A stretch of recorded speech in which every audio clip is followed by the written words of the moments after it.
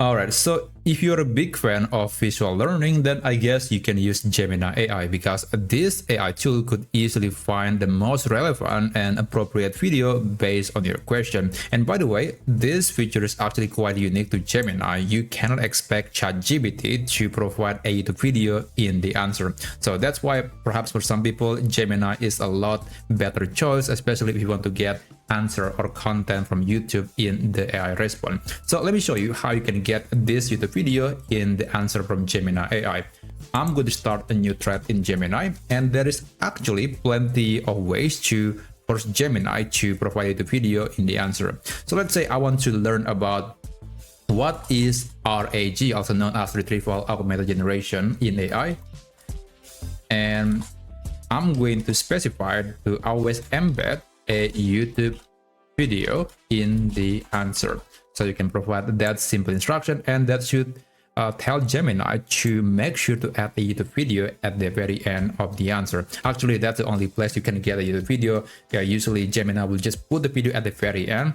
It can provide some links of YouTube videos at the beginning of the answer, but generally, if you want to get a playable or embedded video, that it's usually going to be at the very end. So that's one way to do that. Another way is by using the add YouTube calling in Gemini. So let me give you one example. I'm going to copy this, the same question, and let's start a new chat in Gemini.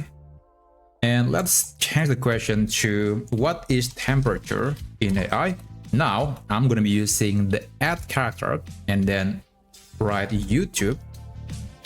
Oh, sorry about that. Let me try it again. Okay, that's very interesting. I don't see the option. Let me try it again.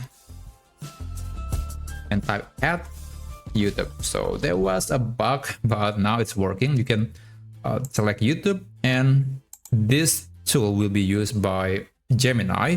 And maybe one thing that you need to know about using this method is that the answer will usually based on the training data and also based on the content on YouTube. So I would say it's not going to give you the best answer because the scope of the search is now only on YouTube. It might be good if you want to get some videos from YouTube, but if you want to get answer from paper, from website, then I guess the previous method is a bit better. There you go. There are some videos that you can try.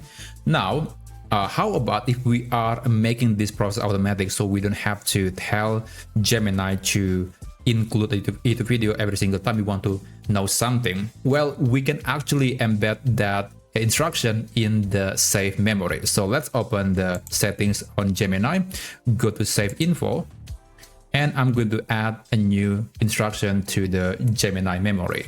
Click add. And this is the prompt or instruction that I'm going to use. It's actually quite simple. If I want to learn something, please embed a YouTube video in the answer. Click submit. And let me start a new chat again. So let's say I want to learn what is JavaScript.